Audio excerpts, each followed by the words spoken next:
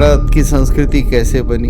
नेहरू ने वो पैलिम्सेस्ट मॉडल लिया ना, तरह तरह के लोग आए, वो यहाँ आकर ठहर गए और उनकी संस्कृतियों के मिश्रण से हिंदुस्तान बनता गया।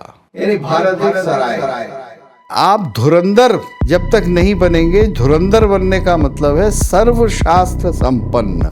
आप गुरुकुल में गए तो एक नहीं 6-7 शास्त्रों को अच्छी तरह से आपने अधीत कर लिया। तो ऐसे होता था। हम क्या कर रहे हैं, हम डेमोक्रेसी में इक्वालिटी के नाम पर वोटिंग एज को लोअर करते जा रहे हैं। यानी हमने 21 से उसको 18 कर दिया। कुछ लोग कहते हैं ऐसे 16 कर दो। जिसको शायद अब दुनिया के बारे में कुछ पता ही नहीं है, उसको भी हम वोटिंग राइट दिए हुए। आपने छठ पूजा की बात की, क्या महात्म्य है छठ पूजा का? देखिए, ये सूर्य की पूजा है। सूर्य का उदय होता है तब हम पूजा करते हैं, सूर्य का अस्त होता है तब हम पूजा करते हैं। मीडिया जो है वो ओपिनियन मेकर नहीं है, बल्कि वो एक डंडा हो गया है। वो लोगों को हाँकने वाला हो गया। तो वो इस तरह से हाँकता है कि जिसके हाथ में मीडिया है, जिसके पास वो साधन है, वो वोट उसी तरह से ले जाएगा। आज बम्बई में मुझे किसी ने बताया कि सिर्फ 30% लोग मराठी बोलते हैं, 70% गैर मराठी बोलने वाले। लेकिन वहाँ दंगा हो रहा है, कुछ पार्टियां कह रही हैं कि मराठी बोलो। जबरदस्ती। हमारे ये जो 3 पिलर्स हैं, लेजिस्लेटर्स, जुडिशरी एंड ब्यूरोक्रेसी, ये अपने रूप में कोई परिवर्तन नहीं चाहते। हम रिजिड नहीं हो गए हैं, ये सिस्टम हमारा रिजिड हो गया। उनका पूजा करने का क्या अधिकार है, उनका मंदिर जाने का क्या अधिकार है, मंदिर का अर्थ क्या होता है, मंदिर है क्या, मंदिर हुआ क्या करता था। आप जब पढ़ाएंगे नहीं तो डिस्ट्रिक्ट कोर्ट में बैठा है जज, और फिर जो हाई कोर्ट में और सुप्रीम कोर्ट में बैठा है वो इस सबसे अनभिज्ञ होगा, इक्वली इग्नोरेंट। और आपने अधिकार ये दे दिया कि वो फैसला कर देगा। लॉर्ड बना दिया, मी लॉर्ड करके संबोधन। और वो मी लॉर्ड कर क्या रहे हैं, जो लॉर्डशिप करके संबोधन हो रहा है। वो काला गाउन पहन रहे हैं जो इंग्लैंड में एक जमाने में पहना जाता था। जब आप अपना कॉलर और गाउन नहीं छोड़ पाए तो आप कौन सा लॉ छोड़ पाएंगे ब्रिटिश। आप एक नई संहिता बना देंगे, उसका थोड़ा सा नाम वाम बदल देंगे, लेकिन वास्तव में कोई परिवर्तन नहीं हो पाएगा।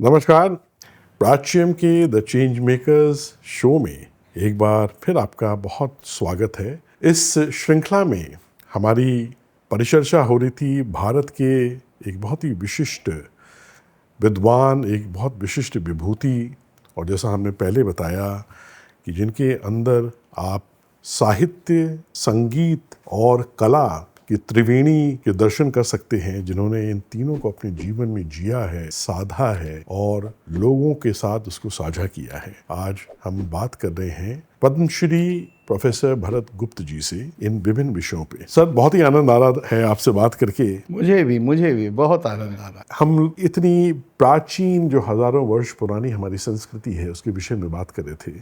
ये उस संस्कृति की अविरल धारा कैसे कैसे कहाँ से नाना जितनी भी अलग अलग उसके उद्गम के स्थान थे, वहाँ से होते हुए हमारे तक पहुँची। कैसे हमारे पूर्वजों ने कितना त्याग किया, कितना बलिदान दिया इस महान संस्कृति के संरक्षण के लिए, तब तक हमारे तक पहुँच चुकी। लेकिन वर्तमान में ये फिर एक संकट से गुजर रही, और संकट है इसके अस्तित्व के संरक्षण का, जो अभी तक नहीं हो पाया। पता नहीं क्यों, जो परिस्थितियाँ जिस तरीके से जो दिख रही हैं चारों तरफ, वो निश्चित रूप से एक अपने अंदर एक चिंता एक पैदा करती हैं कि क्या कोई ऐसा संकट इसके अस्तित्व पे मंडरा रहा है या आगे मंडराएगा, और इसके संरक्षण की दिशा में हम क्या कर सकते हैं। आपने बहुत से विभिन्न पक्षों को बहुत अच्छे से हमारे साथ साझा किया। हम आपसे जानना चाहेंगे कि क्या वो और प्रयास हैं जो संगठित होके संपूर्ण हिंदू समाज को पूरे विश्व में हैं, उनको साथ में आके उनको क्या करना पड़ेगा कि जो हजारों वर्ष पुरानी परंपरा हमारे तक पहुंची है, ये हमारा उत्तरदायित्व है कि उस परंपरा को हम उसी रूप में आने वाली पीढ़ियों के लिए संरक्षित करें और उन तक उसको पहुंचाएं। तो आपके विचार इस पे? संस्कृति के सिद्धांत हैं जिनका संरक्षण होता है। संस्कृति का रूप जहाँ तक मैं समझता हूँ वो निरंतर बदलता है, क्योंकि हर समय प्राकृतिक साधन बदल जाते हैं, जिसको हम वातावरण या एनवायरनमेंट या परिप्रेक्ष्य कहें, वो बदल जाता है और टेक्नोलॉजी बदल जाती है। यांत्रिक जीवन हमारा निरंतर बदलता रहता है और पिछले 500 साल में विश्व भर में मानव जाति ने जितना यांत्रिक जीवन को अपने बदला है, अब उसको आप चाहे विकसित कहें, चाहे आप उसको अवनति की ओर ले जाने वाला कहें, ये डिबेट हो सकता है और होना चाहिए भी। लेकिन ये बहुत बड़ा जो परिवर्तन है, इसके अंदर एक निहित प्रवृत्ति है कि ये संस्कृति को घटाती है। जैसे स्थूल रूप में कहे, अनाज उत्पन्न तो आप बहुत करेंगे क्वांटिटी में, लेकिन आपका अनाज स्वाद में घटिया होता जाएगा। हमारे ही जीवन में 25 साल पहले जो सब्जी में स्वाद था, जो गाय के दूध में स्वाद था, वो आज नहीं है और हम सब जानते हैं। जो देशी घी की खुशबू थी वो गायब हो गई जी। बिल्कुल, क्योंकि हमने उसमें प्रिजर्वेटिव इतना डाला, उसको रखा इतना, जगह जगह वो फ्रिज में रहा, वगैरह वगैरह कारण है, सब उसकी चर्चा की आवश्यकता नहीं है। तो इसी तरह से संस्कृति के ऊपर भी संकट विश्व भर में है, वास्तव में भारत में तो है ही। लेकिन इससे पहले कि हम दूसरों की चिंता करें हम अपनी चिंता तो कर लें कि हमारे ऊपर क्या संकट आ रहा है। अब इसको आप बदलेंगे धारा को, तो आपको ये समझना होगा कि पुराने जीवन के सिद्धांत हमारे क्या थे। देखिए, एक पूरा डिस्कोर्स बना नेहरू के ज़माने में कि ये भारत की संस्कृति कैसे बनी, तो नेहरू ने वो पैलिम्सेस्ट मॉडल लिया ना, यानी संस्कृतियाँ, हमारी संस्कृति बनी, तरह तरह के लोग आए, वो यहाँ आकर ठहर गए और उनकी संस्कृतियों के मिश्रण से भारत की कारवां आते गए, हिंदुस्तान बनता गया। ये इस तरह से लोग मानने लगे। यानी भारत एक सराय है, कहने का मतलब ये था। ये सराय मॉडल भारत का हमको बताया गया, सिखाया गया। लेकिन सराय जो है वो कोई परंपराएं नहीं बनाती हैं, वो केवल व्यापार करती हैं, कुछ समय के लिए चलती हैं, फिर लोग एक सराय छोड़ के दूसरी सराय में चले जाते हैं। बनता तो एक घर है, एक परिवार है, एक वंश है, एक परंपरा है, और वो परंपरा बनती है जब उसके कुछ प्राथमिक सिद्धांत होते हैं। तो हमारी संस्कृति के बहुत से बड़े स्पष्ट सिद्धांत हैं जो वैदिक काल से हमें मिलते हैं, और फिर उसकी एक धारा है, वो वेद और उपनिषद और काव्य और शास्त्र और पुराण, इन सब में आते हैं, और संतवाणी, जो कि आज तक हमने ये जो टेक्स्ट क्रिएट किए हैं, ये जो महान कलाकृतियाँ करी हैं, इनके अंदर ये सिद्धांत है। अब इन सिद्धांतों की शिक्षा अगर समाप्त हो जाएगी, अगर इनके ऊपर मनन, इनके ऊपर चिंतन, क्योंकि इन्हीं का आप एप्लीकेशन करेंगे। जैसे उदाहरण देता हूँ, आप कहते हैं कि एनवायरनमेंट का हमको ध्यान रखना चाहिए, क्योंकि आज बहुत संकट हो गया है, तरह तरह के उत्पात हो रहे हैं प्राकृतिक, तो आपको इसे पढ़ाना चाहिए, इसे बताना चाहिए। तो कोई अमेरिकन टेक्स्ट बुक हम ले लेंगे, उसका हिंदी, मराठी, गुजराती अनुवाद करके हम उसे पढ़ाने लगेंगे कि एनवायरनमेंट की रक्षा ऐसे होगी। अब एनवायरनमेंट जो है वो तो हमारे 5 सिद्धांतों में, जो 5 हमारे ऋण हैं, जो हमारे देश में ऋण की, कि हमारा देव ऋण है, हमारा पितृ ऋण है, हमारा गुरु का ऋषि ऋण या ब्रह्म ऋण या गुरु ऋण है, फिर भूत ऋण है यानी एनवायरनमेंट, और मानव ऋण है। तो उसमें जो ये भूत ऋण है कि आप एनवायरनमेंट की रक्षा करेंगे, क्योंकि आप पेड़ की, पौधे की, जितने जीव हैं, जितने जड़ और जंगम हैं, यानी लाइफलेस भी जो है, पहाड़ की भी रक्षा करना आपका काम है, आपका ऋण है उसके लिए, क्योंकि आप किसी पहाड़ के तले रह रहे हैं, उसकी ओट में रह रहे हैं। क्या बात है, बहुत ही कितनी सुंदर बात कही आपने। और हमारे तो परंपरा में, हमारे वेदों में प्रकृति की पूजा हर रूप में है। हम जो है सूर्य की पूजा करते हैं, चंद्रमा की पूजा, आप हम देखिए वृक्षों की पूजा करते आपके यहाँ अब इतना बड़ा छठ का उत्सव जी, प्रारंभ हो हाँ। रहा है वाराणसी में। तो भारत में जो छठ की पूजा है वो एक प्राचीनतम पूजा पद्धति है सूर्य नारायण की। अलग अलग संस्कृतियों में सूर्य की पूजा हुई है और भारत में तो सूर्य की पूजा सबसे पहले हुई है। जितने मंत्र हैं उन सब में गायत्री मंत्र, तत्सवितुर्वरेण्यम, तो सविता क्या है? सूर्य है। इसी तरह से रोमन्स और ग्रीक्स जो थे अपोलो की पूजा करते थे, सूर्य की पूजा थी वो। तो ये इस प्रकार की पूजाएं भारत में अभी बाकी, दूसरी जगह। अब जब तक हमें इसकी चेतना नहीं होगी तो उसकी चेतना हमें हमारे टेक्स्ट कराएंगे। आपने छठ पूजा की बात की, क्या महात्म्य है छठ पूजा का? थोड़ा उस पर अगर आप प्रकाश डालें तो। देखिए, ये सूर्य की पूजा है। सूर्य का उदय होता है तब हम पूजा करते हैं, सूर्य का अस्त होता है तब हम पूजा करते हैं। और सूर्य किस तरह से हमारे जीवन को पूरी तरह से चला रहा है, उसका नियम बना रहा है, तो उसकी पूजा हमको करनी है। अब पूजा की कुछ विधियां हैं भारतीय परंपरा में कि एक तो अपने आप को शुद्ध करिए, एक चेतना बनाइए, तो उसके लिए व्रत है, अनाहार है, उपवास है। फिर आप भी सब पूजा करेंगे तो साथ में जब आप जाएंगे तो अर्घ देंगे, जल इत्यादि चढ़ाएंगे और धूप इत्यादि से पूजा होगी। तो जब सूर्योदय होगा कुछ दिनों उसकी होती है, कुछ एक उसकी पूरी प्रक्रिया है कि कब कब क्या आपको करना है। फिर जब आप पूजा करेंगे तो आप उत्साह से करेंगे। तो स्त्रियां पूजा करने जाएंगी तो पूरा श्रृंगार करके जाएंगी। वो तपस्या भी कर रही हैं, यानी शरीर को कष्ट भी दे रही हैं, लेकिन वो अपना वैभव भी दिखा रही हैं। अपनी जो संपत्ति उनका लक्ष्मी स्वरूप है, गृहिणी है, वो भी दिखा रही हैं। तो ये भारत के अंदर परंपराएं हैं। अब देखिए, जो कला की चर्चा हो रही, तो यहाँ कला आ गई। आप कलात्मक ढंग से पूजा करते हैं, सहर्ष पूजा करते हैं, उत्साह के साथ पूजा करते हैं। तो ये सूर्य की पूजा है। और अब विद्वानों ने इसके बहुत विवरण दिए हैं, तरह तरह से इसका पूरा इतिहास रहा है, तो वो एक स्वयं में विषय है। लेकिन छठ की पूजा देखिए अब क्या हो रहा है, मैं देख रहा हूँ कि छठ की पूजा बिहार और ये ईस्टर्न यूपी में प्रचलित रही है, लेकिन अब ये देश के दूसरे कोनों में भी फैल रही है, क्योंकि बिहार के लोग सारे देश के अंदर जाकर बस गए हैं पिछले 25 साल में। तो वो जब अपनी पूजा करते हैं तो अन्य लोग महाराष्ट्र के और गुजरात के और उसके भी चाहते हैं कि वो उसमें सम्मिलित हों, क्योंकि सूर्य का प्रताप ही ऐसा है। सूर्य देवता हैं, इसके लिए आपको और क्या उनका महत्व है, क्या उनका तेज है, ये किसी को समझाने की ज़रूरत नहीं है। ये तो विदित है, सबको महसूस ही हो जाता है। तो मैं समझता हूँ कि ऐसे लक्षण लग रहे हैं कि छठ पूजा का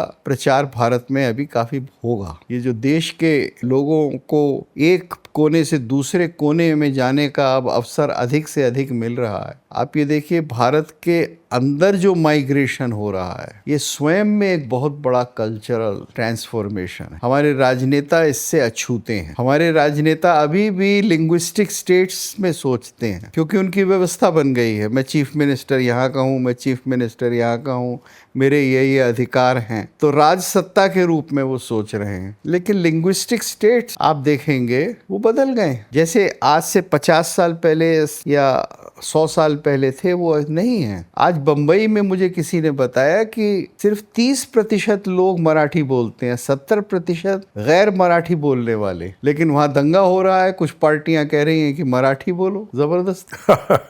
जी। इसी तरह से बेंगलोर में बताया कि 30-40% लोग कन्नड़ जानते हैं, बाकी लोग जो है वो अन्य भाषाएं, तेलुगु, मलयालम, हिंदी, ये भाषी वहाँ जाके रहने लगे हैं। तो और छोटे शहरों में भी ये प्रक्रिया हो रही है, क्योंकि भारत के लोग एक कोने से दूसरे कोने में जा रहे हैं। और आज के जो नव युवक और नव युवतियाँ हैं, वो चाहते हैं कि देश में कहीं भी जाकर वो अपना पड़ाव डालें और नया जीवन शुरू करें। तो इस प्रकार का भारत जन्म ले रहा है, उसे समझना चाहिए, और उसी से एक नई संस्कृति पैदा होगी, अच्छी संस्कृति पैदा होगी। आपने कहा कि सबसे बड़ी धरोहर हमारी सभ्यता और संस्कृति की वो हमारे शास्त्र हैं, हमारे टेक्स्ट हैं, हमारे वेद हैं, हमारे उपनिषद हैं, हमारे उपवेद हैं, हमारे पुराण हैं, हमारे दर्शन हैं, हमारे वेदांग हैं, काव्य हैं।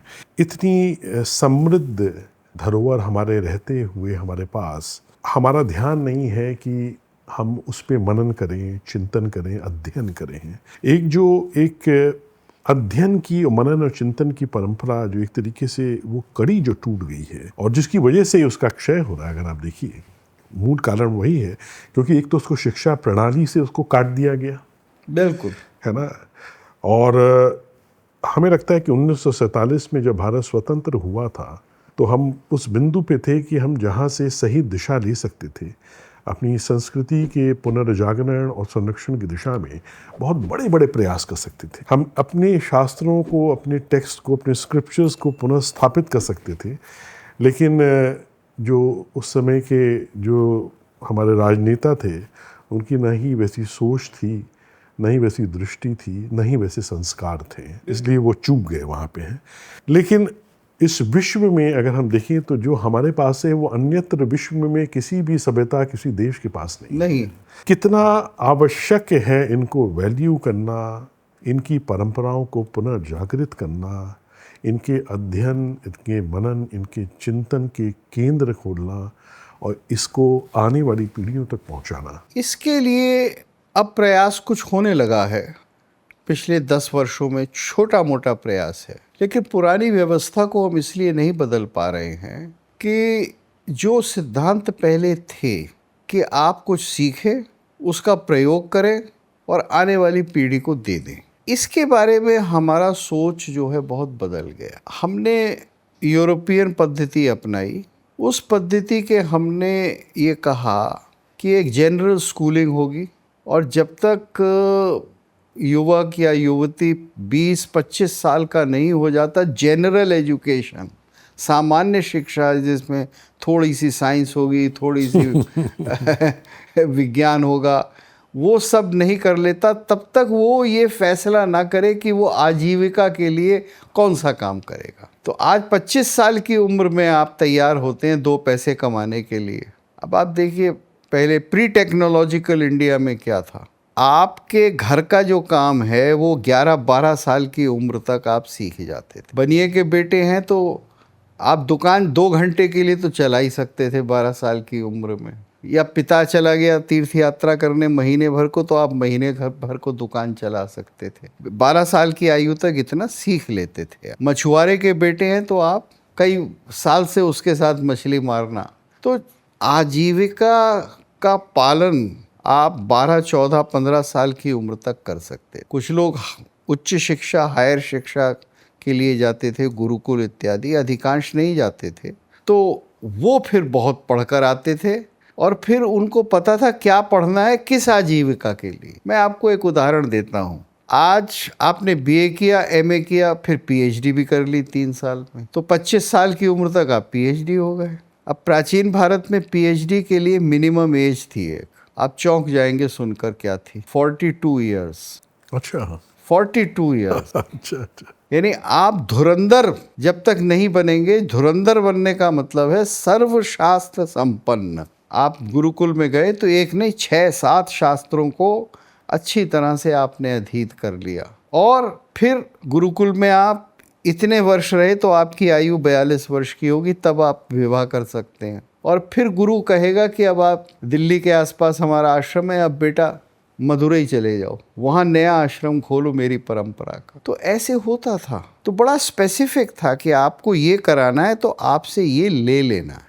शिक्षा फ्री थी, मोस्टली फ्री थी, लेकिन ऋण आपका गुरु के ऊपर और जिस परंपरा में आपने शिक्षा ली है वो ज़रूर था हमेशा। उम्र भर आपको फिर उस गुरुकुल को कुछ ना कुछ पहुंचाना था। क्या बात है। और आपको काम जो करना था वो भी स्पेसिफिक टाइम में कर देना था। अब हमने western notions of individualism and freedom जो समाज बनाया है, उस समाज में बच्चे को आप कह ही नहीं सकते कि ये बन जाओ, या तो हम कहेंगे कि इसमें पैसा है तो ये बन जा, ज़बरदस्ती हम उसको घुसे देंगे उसमें, नहीं तो हम उसको छोड़ेंगे, तो वो बड़ा लंबा समय लेता है। आज जब हाई स्कूल करता है 18 साल का, 17 साल का युवक या युवती, तो वो किसी आजीविका की ट्रेनिंग लिए हुए नहीं होता है, वो कुछ भी काम नहीं कर सकता। तो सबसे पहला दोष तो ये, वो तो एकदम कंफ्यूज्ड और दिशाहीन होते। क्योंकि आपने शिक्षा ही उसको थोड़ा सा दे दी है, और वो भी स्किल एक भी नहीं है। और वो स्किल नहीं है, और वो जो शिक्षा दी है, वो उस शिक्षा पद्धति ने कभी ये विचार नहीं किया कि उसकी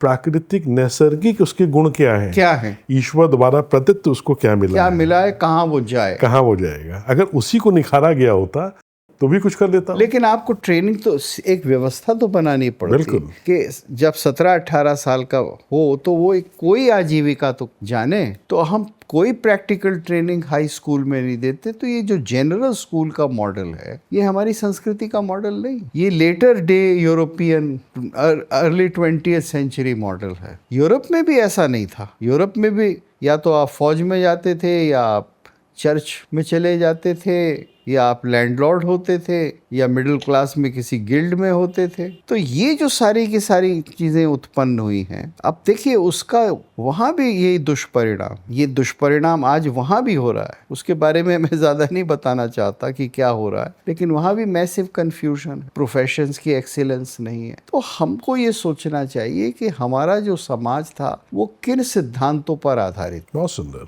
और उसको हम आज इम्प्लीमेंट करें।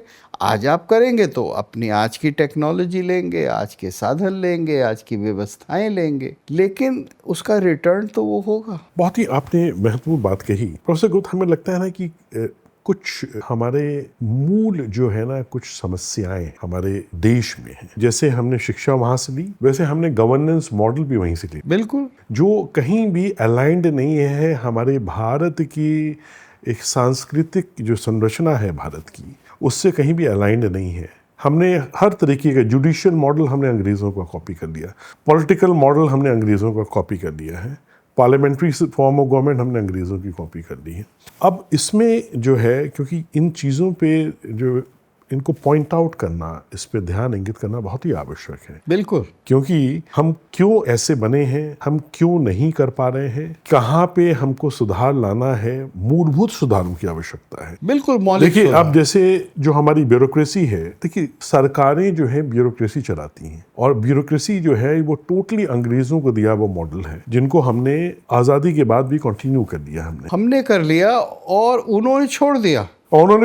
उन्होंने अपना मॉडल जो गवर्नेंस के लिए कॉलोनियल टाइम्स में लागू किया था भारत में, अफ्रीका में या साउथ अमेरिका में, अब वो आज अमेरिका या इंग्लैंड में नहीं चलता है। बिल्कुल सही कहा आपने। तो क्या ये अभाव है हमारे सिस्टम का, हमारे एग्जीक्यूटिव जो विंग है गवर्नमेंट की, उसका, हमारे पॉलिटिशियंस का है? क्योंकि अगर हम इस पे सुधार नहीं करेंगे तो हमें नहीं लगता कि हम कोई और चीज में सुधार ला सकते हैं। आप हमें प्लीज ये पॉइंट आउट करके बताइए कि where we are lacking in our governance, in our system, in our political जो हमारा एक वो है, उस पे हम कहाँ लैक कर रहे हैं।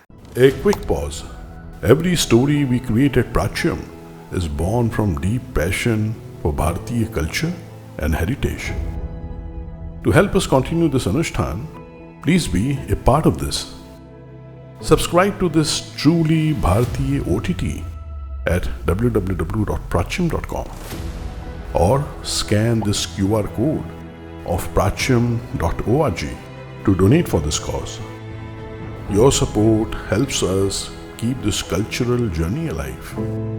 Be a part of this dharmic resurgence. Every drop counts. Now, back to your experience. Jai Shri Ram. देखिए, मैं ये समझता हूँ कि आज की तारीख में जो हमने 3 पिलर्स बना दिए कॉन्स्टिट्यूशनल गवर्नेंस के, जैसे आपके पार्लियामेंट है, जुडिशरी है और ब्यूरोक्रेसी है, अब इन तीनों में आमूल चूड़ परिवर्तन की आवश्यकता है, तीनों के अंदर। अब हम क्या कर रहे हैं, हम डेमोक्रेसी में इक्वालिटी के नाम पर वोटिंग एज को लोअर करते जा रहे हैं। यानी हमने 21 से उसको 18 कर दिया, कुछ लोग कहते हैं ऐसे 16 कर दो। तो हम ये नहीं सोच रहे कि परिपक्वता किस आयु में होती है और वोटर क्या दे सकता है या नहीं दे सकता। हम 90 साल के व्यक्ति को, जिसको शायद अब दुनिया के बारे में कुछ पता ही नहीं है, उसको भी हम वोटिंग राइट दिए हुए हैं, और हम चाहते हैं 16 साल का भी ले लें। तो हम एक पूरी की पूरी फौज खड़ी कर रहे हैं उन लोगों की जो किसी के बहकाने में भी आएंगे। और आजकल वही हो रहा है। आप दुनिया भर में देख रहे हैं कि मीडिया जो है वो ओपिनियन मेकर नहीं है, बल्कि वो एक डंडा हो गया है, वो लोगों को हाँकने वाला हो गया है। तो वो इस तरह से हाँकता है कि जिसके हाथ में मीडिया है, जिसके पास वो साधन है, वो वोट उसी तरह से ले जाएगा। तो अब डेमोक्रेसी का ये बहुत बड़ा दोष है। भाई प्राचीन भारत में तो ऐसी डेमोक्रेसी नहीं थी। डेमोक्रेसी थी तो जो संसद के लोग होते थे या जो एक श्रेष्ठ कुछ लोग होते थे, वो मिलकर एक संकुल बनाकर, एक संसद बनाकर फैसला करते थे। Common man, uneducated and educated, ये सब इकट्ठे एक ही बराबर तो नहीं थे। एंशिएंट ग्रीस के अंदर भी तो ऐसा नहीं होता था, बल्कि वहाँ तो बहुत कम लोग वोट देते थे। 3/4 आबादी तो वोट देती ही नहीं थी। तो डेमोक्रेसी के विषय में हमें सोचना पड़ेगा, क्योंकि आज डेमोक्रेसी दुनिया भर में फेल हो रही है। हर जगह आप देख रहे हैं कि मीडिया जो कंट्रोल करता है वही लीडर मैन्युफैक्चर करता है। अब ये चीज़ तो किसी भी क्लासिकल सिविलाइजेशन, भारतीय सिविलाइजेशन से मैच नहीं कर। इसी तरह से आप जुडिशरी को देखिए। जुडिशरी जो है वो हमारी संस्कृति से बिल्कुल अलग है। पिछले ही दिनों में मुझे किसी ने बताया, और मैं समझता हूँ वो सच है, दिल्ली यूनिवर्सिटी की लॉ फैकल्टी में से मनुस्मृति एक पार्शली प्रिस्क्राइब टेक्स्ट थी, वो निकाल दी गई। क्योंकि ये कहा किसी ने, शायद वाइस चांसलर साहब ने, कि ये तो बड़ा मनुवादी विचार यानी आप अध्ययन नहीं करना चाहते अपने टेक्स्ट का। आप लॉ फैकल्टी में, जहाँ की एक लॉ, आपकी फंडामेंटल लॉ बुक है, जिस लॉ बुक को जापान तक और चीन तक लोगों ने पढ़ा और पूरे जावा सुमात्रा तक लोगों ने अपनी गवर्नेंस बनाई, तो इतनी ख़राब स्थिति है। क्यों? क्योंकि हम ये माने बैठे हैं कि वो तो साहब इनइक्वालिटी की बात करती। तो आज जो हमारी नोशन ऑफ इक्वालिटी है वो बहुत ही न्यूमेरिकल है। वो lowest common denominator is the functional thing. अब ये संस्कृति जो डेवलप हो रही है, मैस कंजम्पशन की संस्कृति, इसमें क्वालिटी कहीं नहीं होगी। जब इसमें क्वालिटी नहीं होगी तो इसमें श्रेष्ठता कहीं नहीं होगी, इसमें एक्सीलेंस कहीं नहीं होगी। इसमें जो व्यक्ति मेहनती है, जो कुशल है, कुशाग्र है, उसकी फिर गणना नहीं होगी, वो लीडर नहीं बन पाएगा। जो हर्डिंग कर सकता है, जो क्राउड को मैनिपुलेट कर सकता है, डेमोगोग है जो, वो बन जाएगा। अब ये वैल्यूज तो हमारी प्राचीन वैल्यूज के बिल्कुल विपरीत हैं। हमारा तो योगः कर्मसु कौशलम है। बिल्कुल। योग सिर्फ क्या बात है, प्राणोत्थान और धारणा ध्यान समाधि नहीं है, कर्मसु कौशलम है। हर कर्म भगवान के कृष्ण, अंदर कौशल क्या होना बात है। चाहिए। तो अब हम कौशल को तो डिग्रेड करते जा रहे हैं, और हमने ये पूरा डॉक्ट्रिन बनाया है कॉम्पेंसेटरी डिस्क्रिमिनेशन। मेरे लिए इसका फ्रेज है कॉम्पेंसेटरी डिस्क्रिमिनेशन। क्या डिस्क्रिमिनेट करते हैं हम? कि ये समाज है, इसमें कुछ लोग हैं जिनके पूर्वजों से उन पर अत्याचार होता आया है। चूंकि उनके ऊपर अत्याचार होता है तो अब हम उन्हें कॉम्पेंसेट करेंगे। तो आप उन्हें कॉम्पेंसेट करते हैं। पहले तो आप एक कॉन्स्ट्रक्ट बनाते हैं सच्चा और झूठा कि इन पर अत्याचार होता आया, फिर आप उन्हें आइडेंटिफाई करते हैं, क्लासिफाई करते हैं, और फिर उन्हें कॉम्पेंसेट करते हैं। तो इसमें सत्य से आप बहुत दूर चले जाते हैं। और ये भी हमने विदेश से ही मॉडल अडॉप्ट कर लिया। अमेरिका में पहले ये चीज़ हुई कि आपके पूर्वजों ने ब्लैक्स को स्लेव बनाया, बस, है ना, और उन्होंने ये कंस्ट्रक्ट किया इस नैरेटिव को कि अब आपको उनसे क्षमा मांगनी चाहिए, इसलिए कॉम्पेंसेट करना चाहिए उनको। हाँ, बिल्कुल। तो अब भारत के अंदर तो ये इतना आसान नहीं है। आज आप कहते हैं कि अमुक लोग हैं वो प्राचीन भाषा में शूद्र कहलाएंगे, आज की भाषा में वो शेड्यूल कास्ट कहलाएंगे, ठीक है। और आपने कहा कि ये हैं जिनके ऊपर अत्याचार हुआ, लेकिन इतिहास तो कहता है कि भारत में कई शूद्र राजा भी हुए। बहुत बड़े बड़े राजा थे जो शूद्र थे जाति से। तो ये हमने एक ऐसा कॉन्स्ट्रक्ट बना लिया है जो वास्तव में हमारे समाज को चलाता नहीं था, और जो कॉन्स्ट्रक्ट जो उपनिवेशवादी थे, जो अंग्रेज़, हमारे केस में अंग्रेज़ थे, उन्होंने हमारे लिए बनाया था। ये देखिए, ये सारा एथनिक डिवीज़न जो है, एथनिक कल्चर होता है, ये लोग यहाँ के हैं, ये ऐसा खाते हैं पीते हैं, तो इनकी एक जाति अलग हो गई। हमारा तो ये विचार कभी नहीं था। ठीक है कि उनके लक्षण हैं वो ऐसे रहते हैं, खाते हैं। हम हमेशा कभी नहीं रहे। लोगों को इस तरह से वो करते थे, यानी उनका एक वर्णन करते थे, लेकिन वो इस तरह से कि भाई बड़ी वैरायटी है, बड़ा अच्छा है, लोग देखो यहाँ ऐसा होता है, वहाँ वैसा होता है, लेकिन हम उनको ऊंचा नीचा या स्पेशल नहीं मानते थे। बहुत सही, इस आधार पर बिल्कुल सही कहा। हम कहते थे ठीक है, वहाँ का आचार विचार ऐसा है बिल्कुल। और बड़ा अच्छा है, और फिर हम उनको फ्रीडम देते थे करने के लिए सब, लेकिन हम उनको कोई स्पेशल कंसेशन तो नहीं देते थे। तो ये स्पेशल कंसेशन देना, ये तो अंग्रेज़ों ने अलग अलग जातियां बना के कुछ को अपनी ओर किया, कुछ को अपने से अलग किया, तो ये तो बांटने का जो खेल किया गया, आज हम उसके अंदर फंसे हुए हैं, हम उससे नहीं निकल पाए। ये एक उदाहरण है, ऐसी अनेक चीज़ें हमारी संस्कृति में। अच्छा, संरक्षण है, कला का संरक्षण। जैसे देखिए आप, कला कहाँ होती? कला कलाकार में होती। पुस्तक में तो उसके लक्षण लिखे हैं शास्त्र में कि इस प्रकार से कला का प्रयोग होता है, ऐसा है वैसा है, लेकिन साक्षात तो वो कलाकार में है, और वो कलाकार बना है किसी की शिक्षा से, और जो उसको शिक्षा देने वाला है वो भी कलाकार है, वो भी विद्यावान है। तो अगर हम विद्या का प्रचार प्रसार चाहते हैं, तो जो लोग विद्या में लगे हुए हैं, यानी परंपरा से लगे हुए हैं, आनुवांशिक रूप से लगे हुए हैं, तो उनको हमें सबसे पहले रिवॉर्ड करना चाहिए, उनका संरक्षण करना चाहिए। बहुत सुंदर। अब वो सिस्टम जो हमारा हजारों साल से चल रहा था, वो टूट गया। यानी पहले भारत में ये परंपरा थी, और ग्रंथों में स्पष्ट लिखा है, स्मृतियों में ये लिखा है कि अगर आप एक राज्य जीतते हैं, तो जो विजयी राजा है वो राजकोष का तो आहरण कर लेगा, और जो उसके विरुद्ध क्षत्रिय लड़ते हैं उन्हें तो मार देगा, लेकिन बाकी सारे लोगों को अभय दान देगा कि आप अपने अपने जीवन यापन में लगे रहिए, मैं आपको नहीं छूऊंगा। और फिर जब वो अपनी राजधानी जाएगा, तो उस देश के जो विशिष्ट पंडित हैं, विद्यावान हैं, कलाकार हैं, नर्तकियां हैं, उनको इनवाइट करेगा कि मैं यहाँ से आपको दुगने पैसे दूंगा, आप मेरे राज्य में आ जाए। तो ये होता था व्यवहार में। अब कश्मीर के अंदर जो कश्मीर शैविज्म की परंपरा है, तो उसके जो सबसे पहले आचार्य थे वो आपके कन्नौज से ले जाए गए थे मुक्त पीढ़ के द्वारा, जिस राजा ने यहाँ आकर विजय प्राप्त की थी। तो इस तरह से लोग ले जाते थे, संरक्षण देते थे, उनके घर बनवाते थे, उनके अग्रहार बनवाते थे। और ये परंपरा रिसेंट टाइम तक थी कि बिल्कुल रिसेंट जो राजा थे वो संरक्षण देते थे, कलाकारों को, विद्यावानों को, है ना, उनको वो हर तरीके की सुविधा उपलब्ध कराते थे कि आप करिए, रुपया पैसा सब देते थे कि आप सिर्फ कला को बस संरक्षित रखिए। तो मैं आपको उदाहरण देता हूँ, यानी 20वीं शताब्दी तक ये परंपरा जैसे विशेषकर संगीत के क्षेत्र में थी। अब इसका सबसे प्रसिद्ध उदाहरण है अलाउद्दीन खां। उसके राजा थे मैहर के, उनके संरक्षण में रहते थे, वो उनको वजीफा देते थे, वो उनको रखते थे। और उस्ताद अलाउद्दीन खां ने इतने सारे शिष्य पैदा किए, कम से कम 25 जो विश्वविख्यात हुए, और उनमें सबसे विख्यात हुए रविशंकर और अली अकबर। तो ये कहाँ हुआ, कैसे हुआ? ये वो इस पुरानी पद्धति से हुआ कि जहाँ गुरु को सुविधा दी गई, एक स्कूल दे दिया गया बैठने के लिए, खाने पीने के लिए, उसने योग्य शिष्यों को लिया, तैयार किया और दुनिया में छोड़ दिया। अब ये परंपरा थी, अब आपने धीरे धीरे उसको बदल दिया। आपने कहा हाँ हम हमारी सरकार भी संरक्षण देगी, तो हमारी इंस्टीट्यूट हो जाएंगे। उन इंस्टीट्यूट, कल्चरल इंस्टीट्यूट को कौन रन करेगा?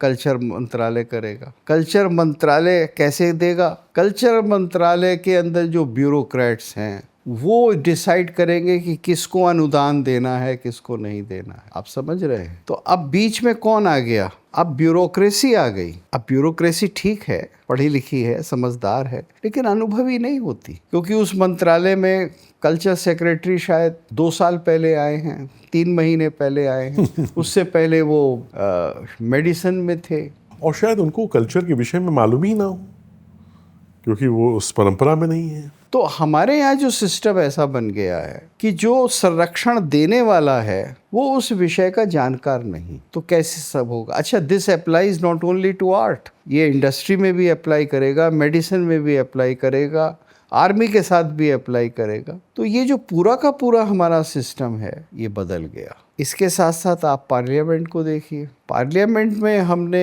ऐसा है कि कुछ 8-10 लोग या 12 लोग तो शायद एक स्पेशल कैटेगरी के होते हैं, जिसमें कुछ आप विद्वान, कुछ स्पोर्ट्समैन वो रख सकते हैं, लेकिन जो बाकी 500 हैं उनके लिए तो हमने कोई न्यूनतम शिक्षा तक निर्धारित नहीं की। इंडियन सिटीजन हो और एक अमुक आयु के हों और वो पार्लियामेंट में जा सकते। तो आप देखिए कि हम किस दुनिया में रह रहे हैं और हम out of our own choice रह रहे हैं। मैं ये नहीं कह रहा कि बड़े बड़े डिग्री होल्डर्स हमारे पार्लियामेंट में नहीं हैं, होते आए, बड़े बड़े विद्वान रहे हैं, इसमें कोई संशय ही नहीं है, लेकिन सामान्य तौर पर हमने वो एक अर्हता या एलिजिबिलिटी नहीं लगाई। तो जब आपने नहीं लगाई है तो बहुत तरह की मुश्किलें खड़ी होती। और आज का जो पार्लियामेंट है वो हर प्रकार का कानून बनाता है।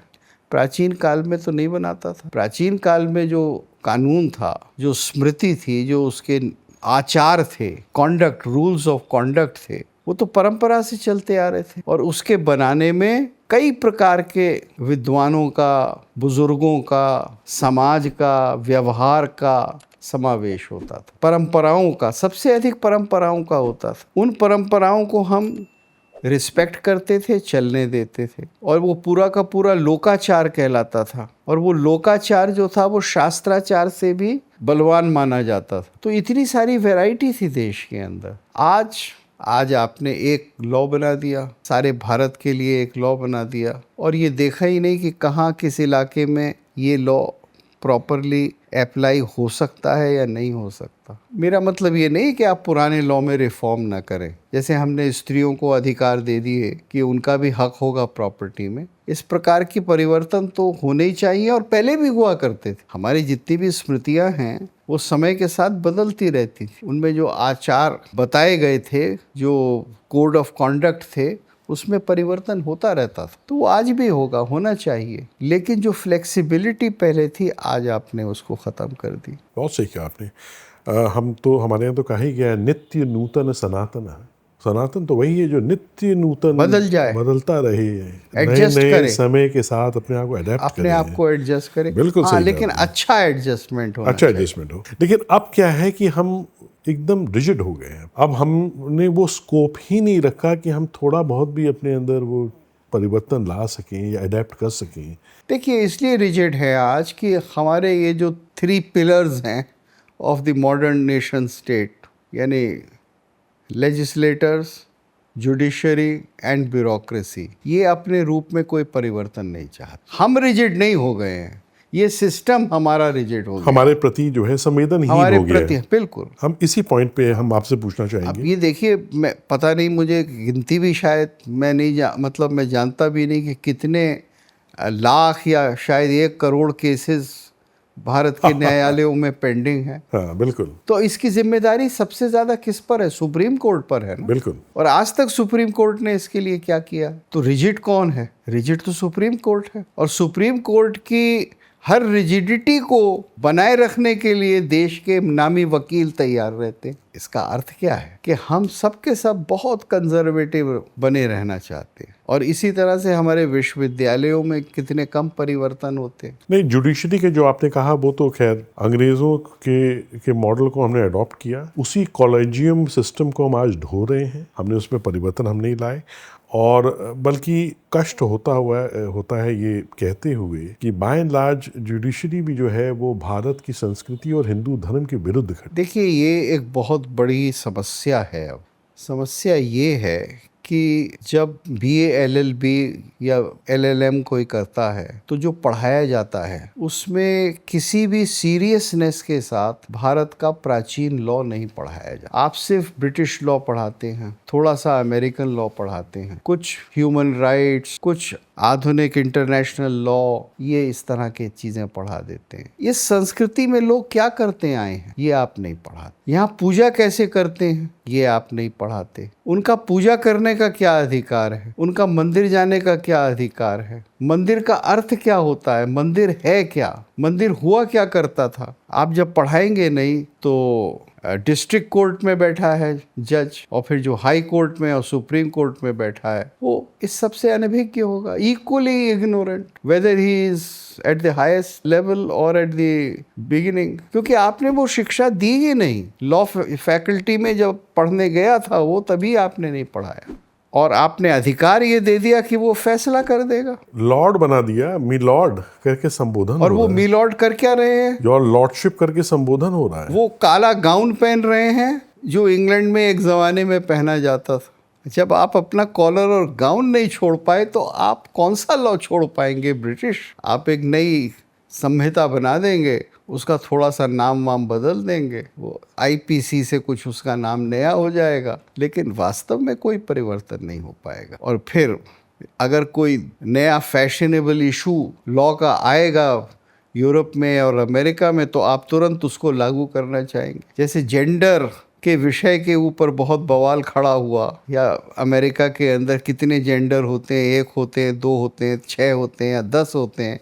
जब ये बहस वहाँ शुरू हुई तो हमारे सुप्रीम कोर्ट ने तुरंत उस विषय के ऊपर सुनवाई शुरू कर दी। नतीजा क्या निकला? आपने 10-12 दिन बेकार किए और सारे देश में खलबली मचा दी, और फिर फाइनली कहा कि अब ये पार्लियामेंट डिसाइड करेगा। पार्लियामेंट कहाँ से डिसाइड करेगा? पार्लियामेंट तो किसी को कंसल्ट नहीं करना चाहता। पार्लियामेंट तो अपने पार्लियामेंट कमेटी को ही डिस्कस कर, और वो उसी में वही लोग होते हैं। तो ये एक समस्या खड़ी हो गई है कि जिन लोगों को शासन करना है उन लोगों को, उस विषय के विशेषज्ञों को, विद्वानों को, आचार्यों को, कलाकारों को अगर कंसल्ट नहीं किया जाएगा उनके द्वारा तो उनके सारे निर्णय गलत, उनके सारे कानून गलत होंगे। ये पद्धति भारत में नहीं बनी, आज तक नहीं बनी। सरकारें इस ओर नहीं सोचती। प्रोफेसर गुप्त, आप एक बहुत ही महान जो परंपरा है, गुरु शिष्य परंपरा, उसके संवाहक हैं, है ना। अलग अलग विधाओं में महान गुरुओं से आपने नाट्य शास्त्र सीखा, म्यूजिकोलॉजी सीखा, है ना। ये सब उत्कृष्ट संगीत है, साहित्य है, ये सब सीखा आपने। और जब कोई परंपरा से सीख के आता है तो वो परंपरा उसको अधिकार देती है अपनी बात को सशक्त रूप से रखने के लिए, और वो अपनी बात को रख सकता है, उसकी बात को लोगों को सुनना चाहिए, वो अपनी बात को एंडोर्स कर सकता है क्योंकि वो परंपरा ने उसको अधिकार दिया है। क्योंकि परंपरा वो बहुत प्राचीन है, वो चलती आई है पता नहीं कितने हज़ारों वर्षों से।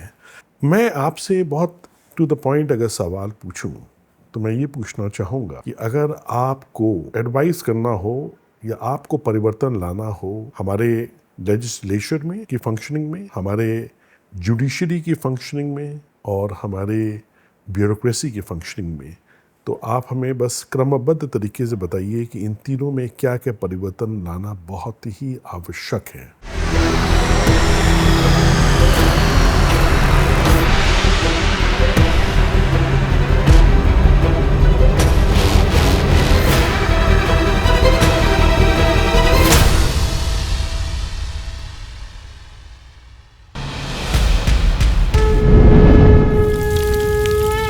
From the timeless Vedas to the valiant warriors, from the wisdom of the rishis to the dreams of a new Bharat, our civilization has never stopped inspiring the world. Prachyam, the world's first Indic OTT, brings the glory of Bharat to the world. 400 plus films and series. From history to heritage, from devotion to discovery, every story is an offering to our eternal civilization. From G20 to Tokyo, the world is witnessing the voice of Bharat rise again. बहुत बड़ी सनातन की सेवा हो रही है, ज्ञान का पुनरुद्धारण का कार्य है। Prachyam is doing an amazing job. 60 साल में हमने जो खोया को वापस लाने का काम कर रहा है। आपका ये प्रयत्न ईश्वर की आराधना ही है। Your contribution is not a donation. It is an ahuti in this Mahayagya of the Indic Renaissance.